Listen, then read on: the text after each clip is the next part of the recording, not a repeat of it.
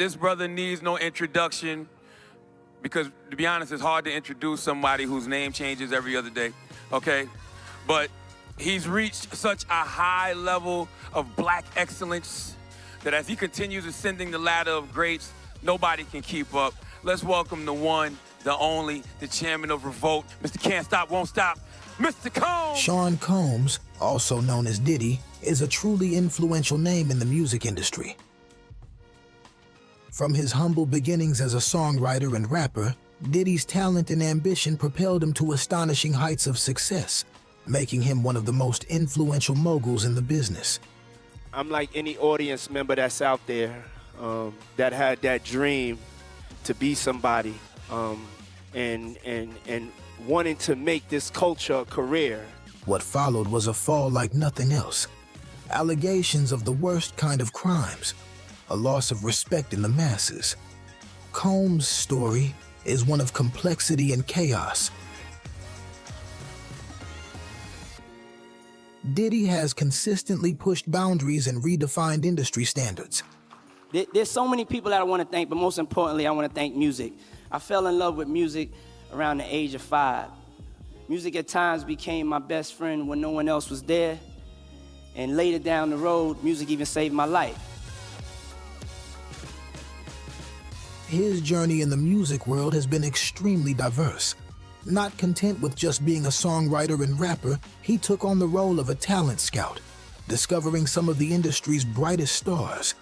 With an unmatched eye for talent, he played a pivotal role in shaping the careers of numerous artists, elevating them to global stardom. Producing hit after hit, he has always been known as a star maker. There was a great deal of power in the palm of his hands.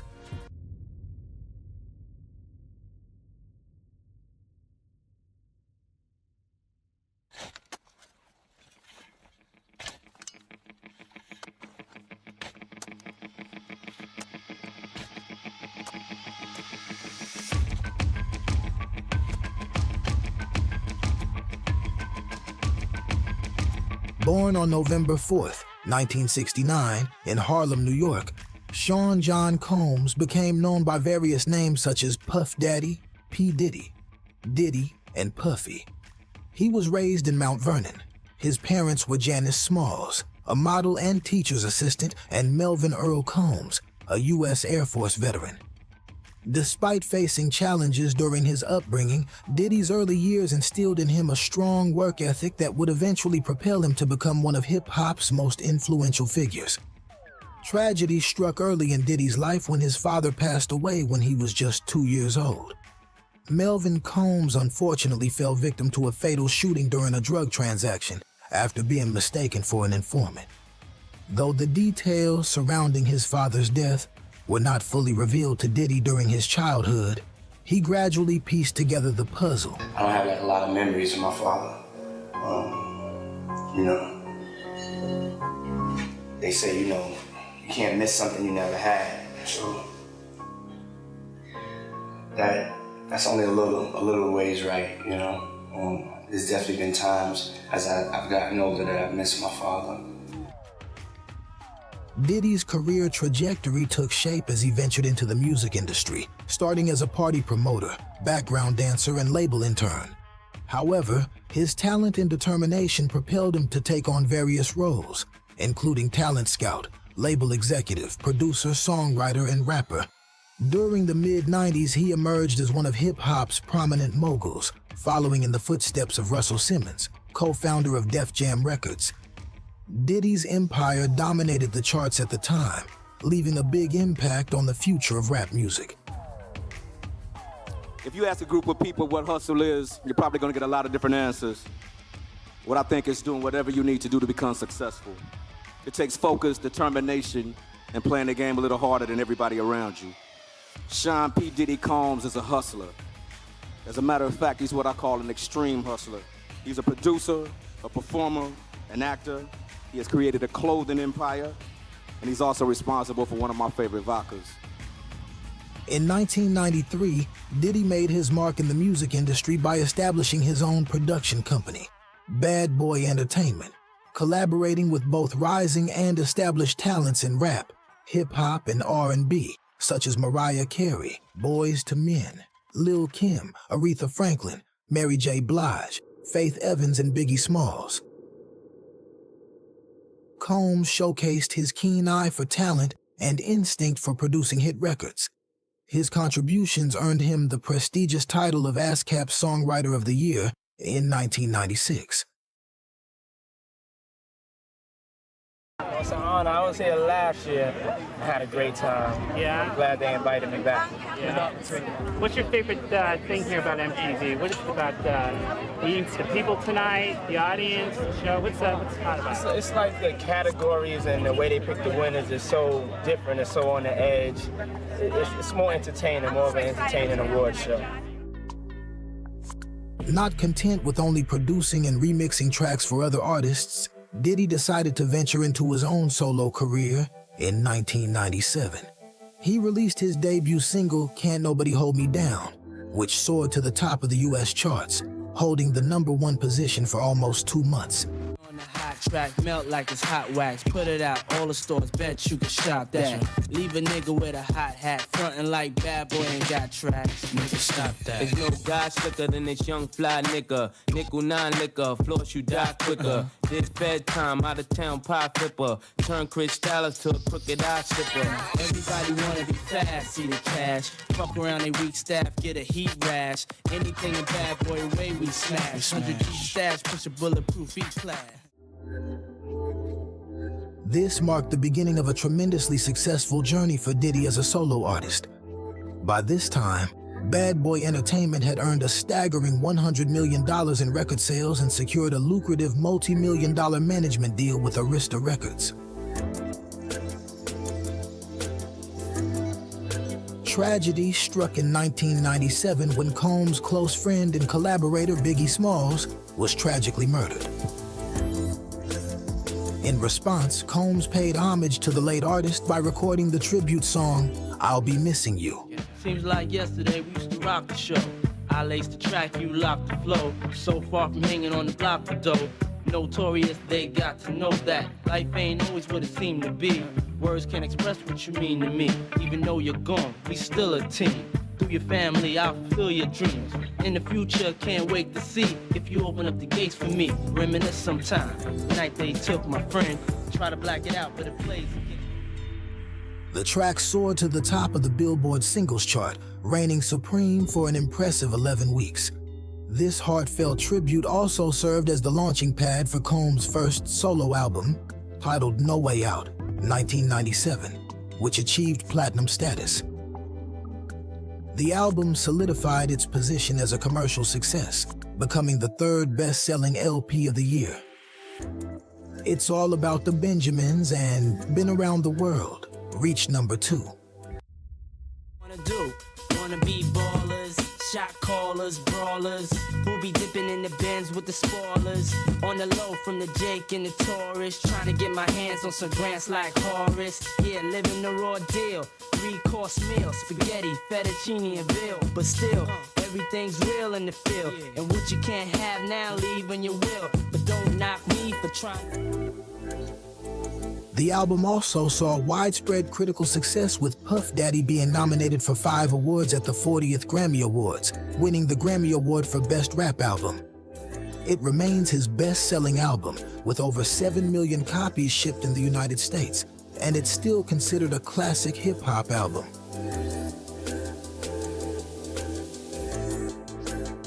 Of course, success also meant rivalry, as other New York hip-hop record labels were also emerging in the same period of time.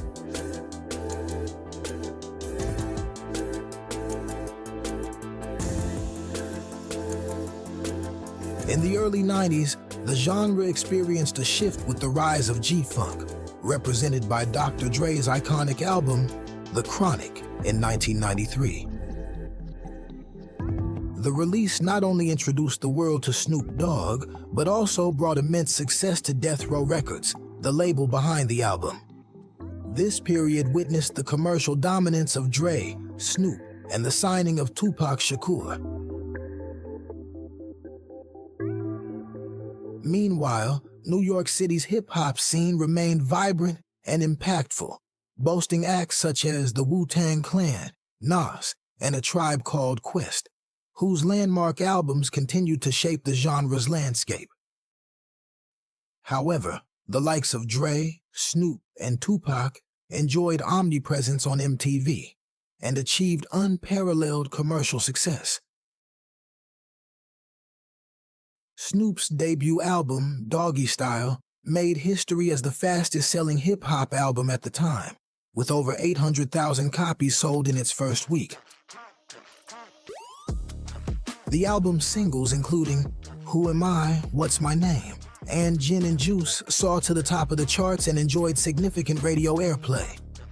Doggy Style, like The Chronic, featured a roster of talented rappers associated with or signed to Death Row Records, such as Daz Dillinger, Corrupt, and Nate Dogg. However, following Dre's departure from the label, Snoop encountered restrictions, realizing that Death Row practically owned his creative output for a specific duration. Consequently, he refused to produce further tracks for Suge Knight and Death Row, except for the provoking song Death Row, until his contract expired. Well, Snoop came along when it was a time when rap was a little bit different. It was, it was the hip hop, the hibbity, the hibbity, hip. He came across with a whole new thing. It was gangster rap, and it just flipped the whole hip hop thing upside down. One of the first artists to sell 3-4 million records right off the top. So he was the first one. Now I call him the father of rap. Yeah, that's the reason why that all colors, all ages, all genres could relate to Snoop Doggy Dogg. However, in 1994, Bad Boy Records emerged in the limelight with the release of the notorious B.I.G.'s debut album. Ready to Die sold over 4 million copies. This success was followed by even greater triumphs, as Bad Boy Records consistently delivered hit after hit with albums from Puff Daddy, Mace, Faith Evans, and other notable artists.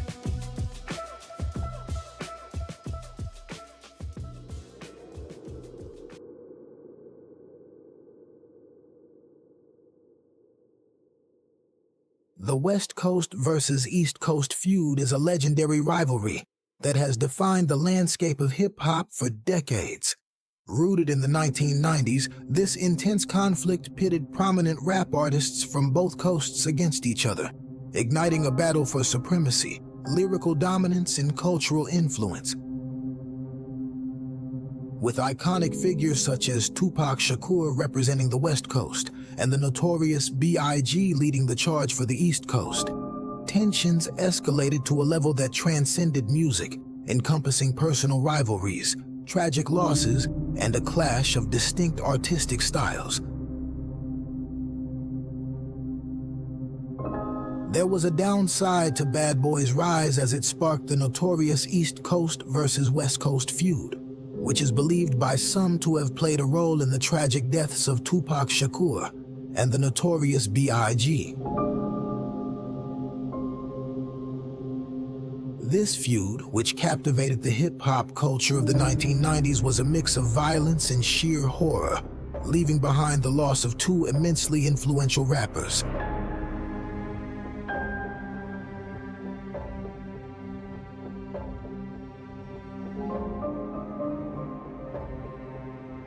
During the 1990s, the hip-hop landscape was vastly different from what it is today.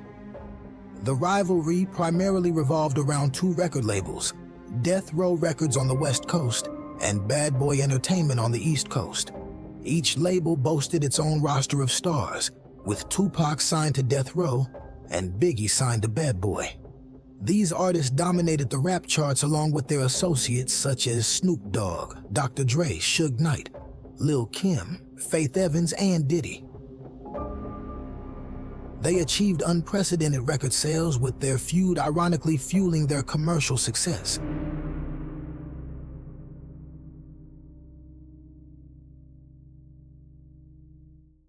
It's important to note that the so-called East Coast versus West Coast feud was not truly about the geographical regions themselves, but rather about specific states, New York and California. While Baltimore is technically situated on the East Coast, Tupac's residence there suggests that he had harbored no animosity towards rappers from Baltimore, Philadelphia, or Miami. His grievance was specifically directed towards New York.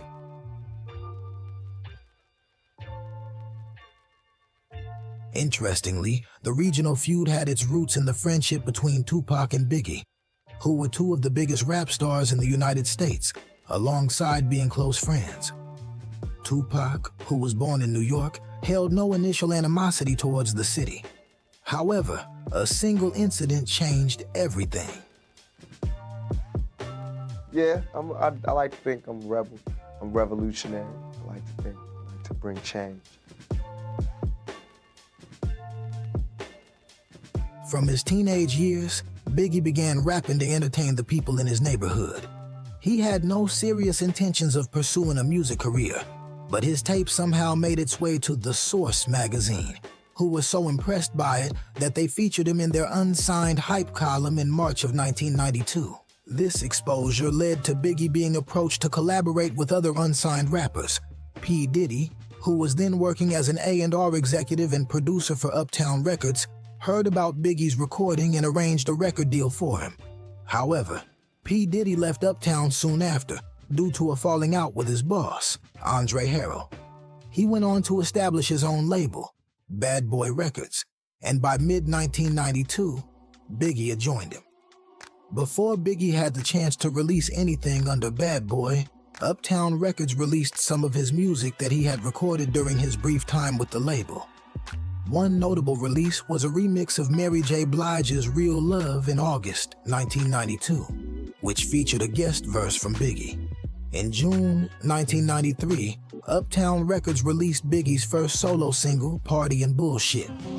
I was a terror since the public school era. Bathroom passes, cutting classes, squeezing asses. Smoking blunts was a daily routine since 13. A chubby nigga on the scene. I used to have the tray deuce and the deuce in my bubble goose. Now I got the Mac in my knapsack, lounging black, smoking sacks up in axe and sidekicks with my sidekicks, rocking fly kicks. Honeys wanna chat, but all we wanna know is where the party at. During this time, Biggie Smalls had his first encounter with Tupac. The meeting took place at a party hosted by an LA drug dealer, and they bonded over food, drinks, and smoking.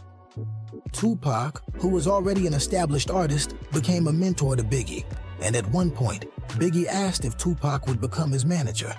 However, Tupac advised him to stick with Diddy, believing that he would help him become a star. Around the same time, Biggie was facing financial concerns as he became a father to his daughter, Tiana, with his high school sweetheart, Jen. It had become reported that Biggie returned to drug dealing until Diddy intervened and put a stop to it. In 1994, while working on his album, Me Against the World, and collaborating with East Coast artists, Tupac traveled to New York. He was invited by a man named Ron G to record tracks with two up-and-coming rappers named Booker and Little Sean at Quad Studios. However, upon leaving the building, Tupac was ambushed and shot multiple times. He believed that the attack was orchestrated by Biggie, and this incident marked the beginning of their feud. With Tupac forcing his record label and crew to take sides in what he considered a war, the feud between the two labels escalated. Shortly after Tupac released the diss track, Hit 'Em Up, he was murdered. Following Tupac's death, it is widely believed that Biggie's murder the following year was a retaliatory act. Controversies and speculations have followed Diddy like a shadow. Persistent rumors linking him to the tragic murder of the legendary rapper Tupac Shakur have cast a shadow of uncertainty over his otherwise remarkable career. Though vehemently denied, these allegations continue to fuel debates and intrigue within the music community.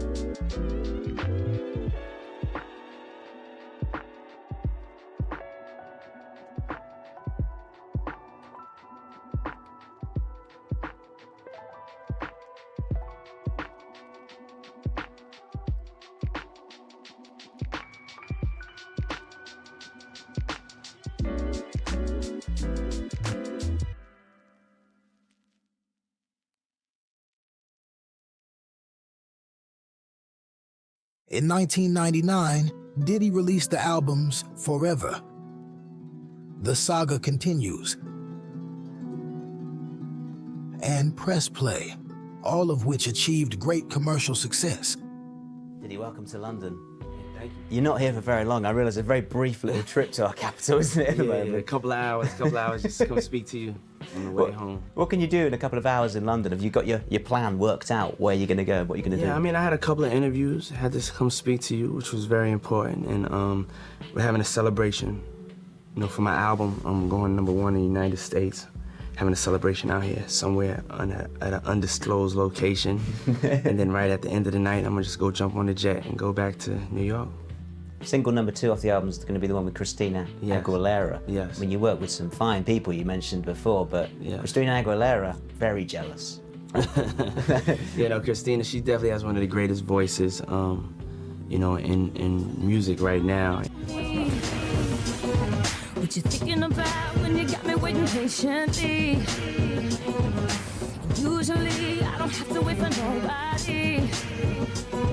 But there's something about you that really got me feeling weak. And I'm trying to find the words to speak. Boy, I got my eyes on you. So tell me what you wanna do. I can picture you in my room until the morning. However, along with fame came trouble. In December 1999, Combs and his then-girlfriend, actress-singer Jennifer Lopez, were allegedly involved in a shooting incident at a nightclub in New York City, resulting in 3 people getting injured. Later on, Diddy faced legal charges, including 4 counts of illegal gun possession and 1 count of bribery. Prosecutors claimed that he offered his driver, Wardell Fenderson, $50,000 to claim ownership of the loaded gun found at the crime scene. The trial began in late January 2001. On March 16, 2001, Combs was acquitted of all charges, as was his bodyguard. However, his protege, rapper Jamal Shine Barrow, who was accused of firing inside the nightclub and injuring bystanders, was found guilty of assault, reckless endangerment, and criminal possession of a weapon.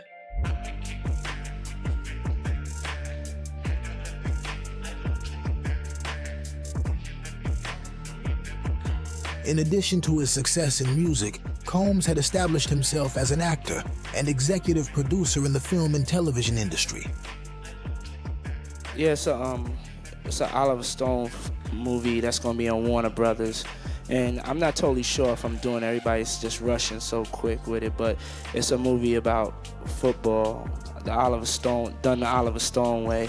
It's about this young black kid and this older coach, and it's kind of fly. I'm gonna let Oliver tell y'all the rest of it because I may not be in it. I don't want to spoil it. I feel great.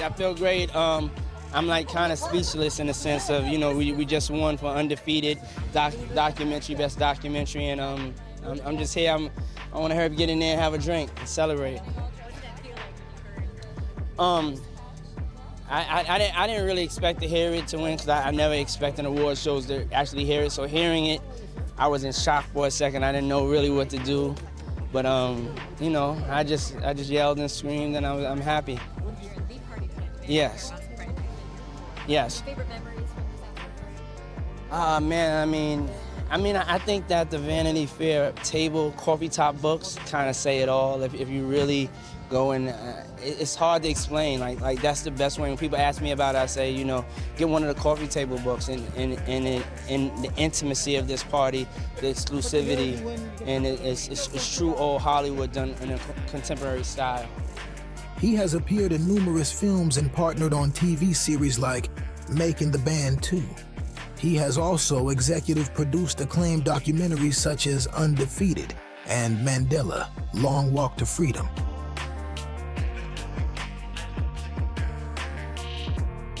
In 2013, he launched Revolt, his own music television network, and established Revolt Films, a production company known for its successful projects like Dope. The summit is about a discussion.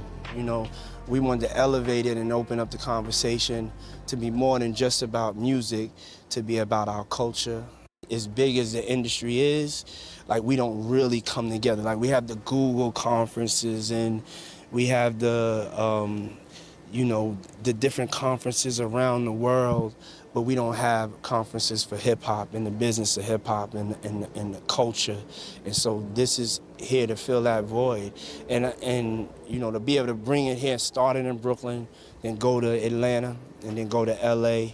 I think is important because that's what gave birth to me. Conferences like this gave birth to me and also other executives like myself. I think information is the key. I think we're in a renaissance right now, and I think there's a whole new generation of entrepreneurs that need information, that need guidance, that need to put some support behind their dream, and that's what it's about. It's about going from just making hit records to stepping up to the responsibility of sharing the information and the power of the information. It's empowerment, it's unification, and it's also bringing us together in the form of ownership and also educating us, and I think it's needed for the culture.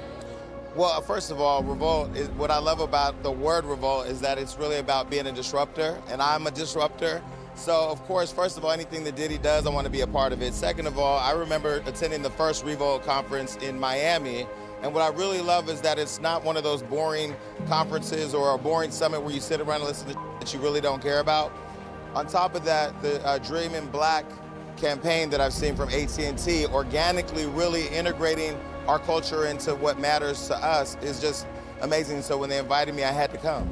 Revolt has definitely put themselves as a skeletal brand out here for culture and pushing the conversation, so I'm just here to help.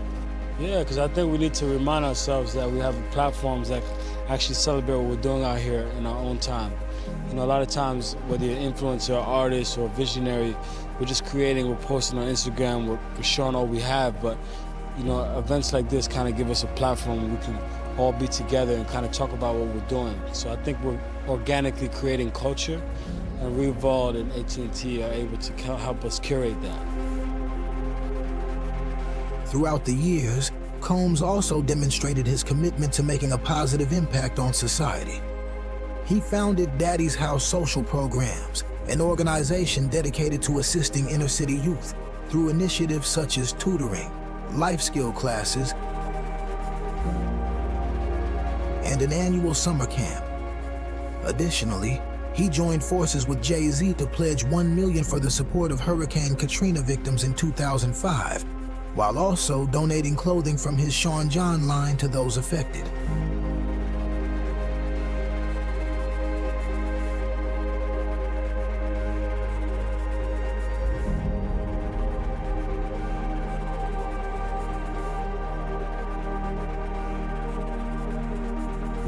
Diddy's partnership with Ciroc Vodka showcases his business ingeniosity.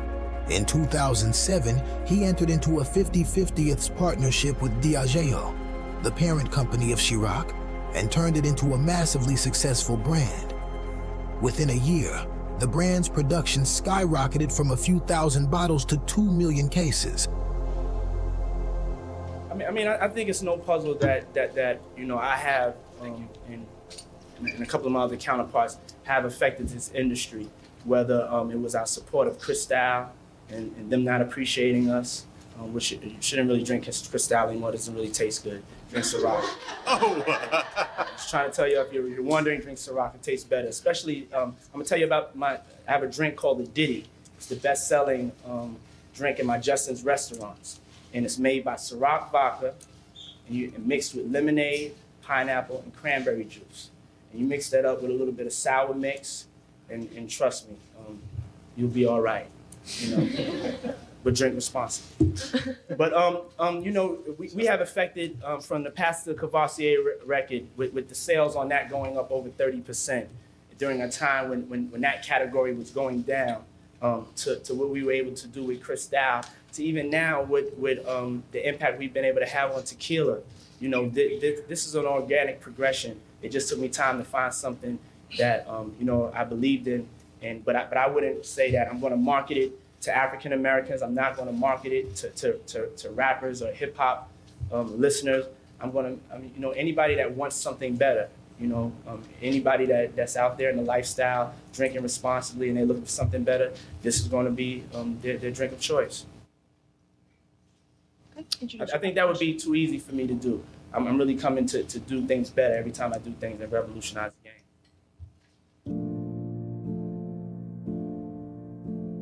This venture not only transformed the image of luxury within the hip-hop community, but also positioned Diddy as a key figure in the realm of rappers turned spirit entrepreneurs.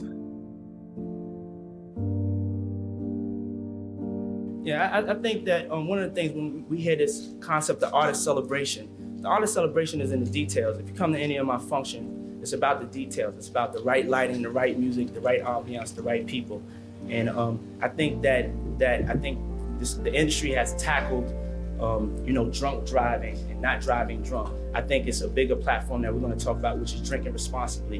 You have to know when you've had your limit, when you know it's too far, when it's not healthy for your body. And I think that by this also, by me having this platform, I will be able to create a unique creative PSAs and also gather a great group of people around, making this something that is a public mission to make sure that when people are out and they're of age, that they drink responsibly, that they're not in clubs trying to drink their sorrows away or going too far, and they're not, it's just about going too far. I take pride of being an ambassador of cool, and when you see somebody and they've had one too many, that's one of the most unsexy looks you could have, and it does not fit in the art of celebration.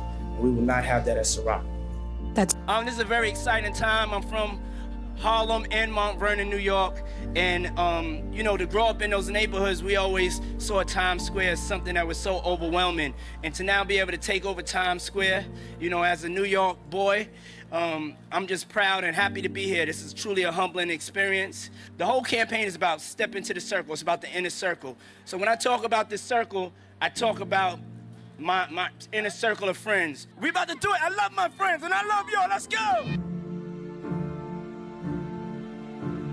In 2009, Combs formed and produced the musical group Diddy, Dirty Money, which released their debut album Last Train to Paris in 2010. Yes. What can the UK fans expect to see in concert? I mean, an experience. We're gonna perform a couple of new songs. You know what I mean? We're gonna do some old songs, some old bad boy songs. We're gonna help Diddy with, of course, a little medley or something. I mean, we're gonna have fun tonight. We're gonna show I out. hope people ready to sweat because we might go over our time. We might just have a good time out there tonight. Yeah. Now, Dawn, you're a solo artist in your own right. How important is it for you to be part of the group? I mean, well, I was a part of a group before, so it was, but this is a whole different level of awesomeness right here. But you know what, it feels good. I like Puff says, it feels good to work with a team. I'm better with a team, and these people make me better, and I just feel like my lighting looks better when I have two people next to me. Things just look a little bit better when I have people that have support with me, so it feels good. And to be here and have y'all see how great we really are and what we could be. We sharing it with y'all first, so y'all get the raw and uncut new Dirty Money. I mean, how great is that?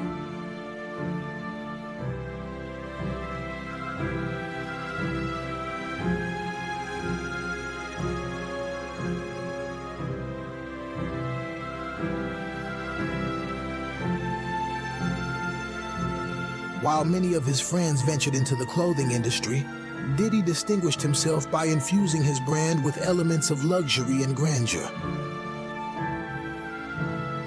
This approach mirrored his strategy in subsequent ventures wherein he provided his clientele with aspirational products and fulfilled their desires with what he refers to as a supreme product.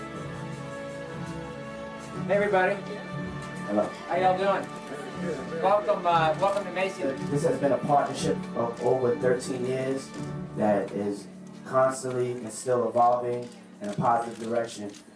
Today, us opening up our own shops, it will give us our own unique identity and give you a piece of the lifestyle that we're trying to also give you through clothes and apparel.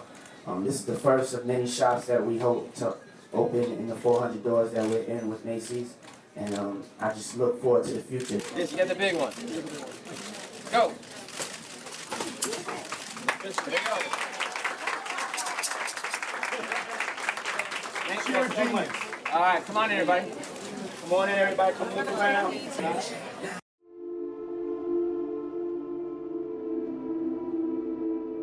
As a result, Diddy received the prestigious Menswear Designer of the Year award from the Council of Fashion Designers of America in 2004, making him the first black designer to be honored in that category since 1981. This disruption in the industry's landscape continues to influence the present day, as Fashion Week shows prominently feature creators of color who seamlessly blend streetwear and high fashion. You're a man known for his fashion sense. You obviously have your own fashion range, which has done really well. People may not know that you've won awards year in, year out for your clothing line, haven't you, as well? Yeah, I won, they call it the Oscar of the Fashion Awards. It's called a CFDA award, and it's the top honor you could get as a designer. Not bad at all. I was hoping maybe you could give us some tips. I mean, I struggle, as you can see. I was thinking. I mean, to be honest, the look that you have on right now is really in. It's really chic. It's really the trendy look right now. You know, three-piece suits are in heavily, especially with jeans or with corduroys, or you know, dressing it up or dressing it down the way you want it to dress up or dress down. You know, a little bit of dirt on your sneakers gives some character. Quite a lot of dirt. I think you're being too kind there. I am. Quite. Very dirty sneakers gives you a lot of character. I took the waistcoat look from Justin Timberlake. I thought if he can rock it, I'll give it a go. Yeah. Doesn't mean I can dance like him, and I don't quite get the girls like he does. But Yeah. It's worth a shot, isn't it? Yeah. I mean, you look good. It's a great cut. I mean, definitely the British are known for some of the best cuts in the world on suits. So, you look good, man. Oh, thank you very much. The brand's unapologetic defiance of conventions has become the new standard, and Sean John can be credited with blurring the boundaries between different styles. Sean Combs continues to embody the same determination and entrepreneurial spirit in his philanthropy endeavors and political activism. Recently, he took a leading role in responding to the water crisis in Flint, Michigan, by pledging 1 million bottles of his Aqua Hydrate water and providing long-term assistance to the area. When I tasted this water, I fell in love with this water. It was that simple. I really do not like the taste of a majority of the waters that are on the market. I'm just a regular consumer looking for something always that makes me feel good and taste good. But the real story behind my involvement is that I grew up in Harlem, New York, and the favorite beverage of Harlem was Kool-Aid. Kool-Aid, all flavors, made with a half a pounder bag of sugar. And throughout the years, that was my beverage of choice. I would never drink water. That's why I have so much flavor. And so much. but no, I was a Kool-Aid kid. I never drank water. As I started getting older and as I started having kids, the importance of having balance in my life became more important to me. Water, the different waters tasted like chemicals. They didn't have what this water has. The alkalinity, the pH level, the balance that I need. So I fell in love with this water. And that's the most important thing for me as far as getting into a business, is falling in love with something that will naturally be in my lifestyle. I knew that this was the water for me to be in business with because my kids loved it. I have 6 kids, and once I saw them starting to drink water because they have my DNA and they were also Kool-Aid kids, it was something that it was proven to me that we could have success in it. Mark is probably the only person I can say that works harder than me, that knows how to market as good as me, and this is a water that we're going to take all the way to the top. In August 2016, Combs launched the Capital Preparatory Harlem School, a charter school he founded in Harlem, New York, further exemplifying his commitment to education.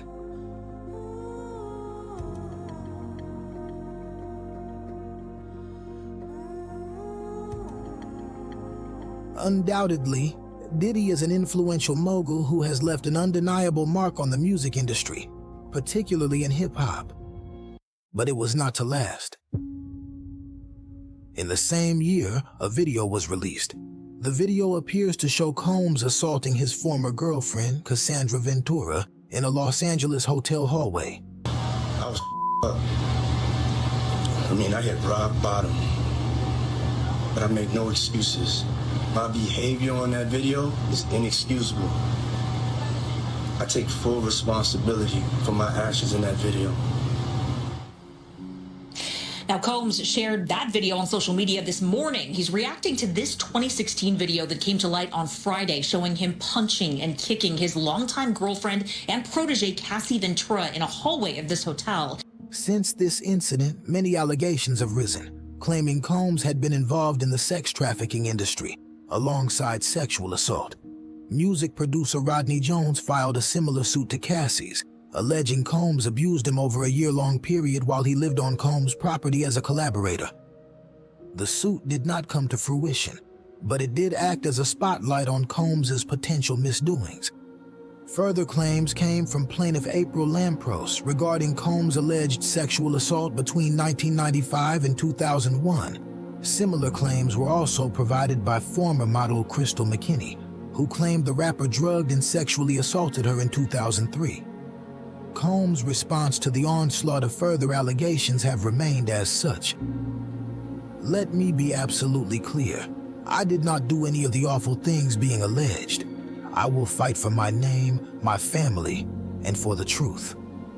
After the allegations, Combs stepped down as chairman of Revolt, alongside receiving a colossal amount of negative media attention. Combs' honorary degree from Howard University was subsequently revoked. Furthermore, the mogul was axed from Miami. The statement from Commissioner David Suarez goes as followed. As long as I am a city commissioner of Miami Beach, women beaters, sexual predators, and pedophiles will have no place in our city. As of summer 2024, Combs has not been formally charged or accused by federal prosecutors of any crime. Many of Combs' friends have distanced themselves from him, whilst others remain loyal, eager to support the artist against the allegations. Sean Combs is a complicated individual. On one hand, he demonstrated a visionary approach, showcasing his ability to recognize talent and seize opportunities. From founding his label to pioneering successful ventures like Ciroc and Sean John, Diddy's entrepreneurial spirit has made him a trailblazer. On the other hand, the scandals and allegations have undoubtedly impacted the rapper's image. With his admittance to assaulting his ex-girlfriend to receiving a jaw-dropping degree of allegations, it's no surprise that P. Diddy has become one of the most talked about names in the music industry, for better or for worse.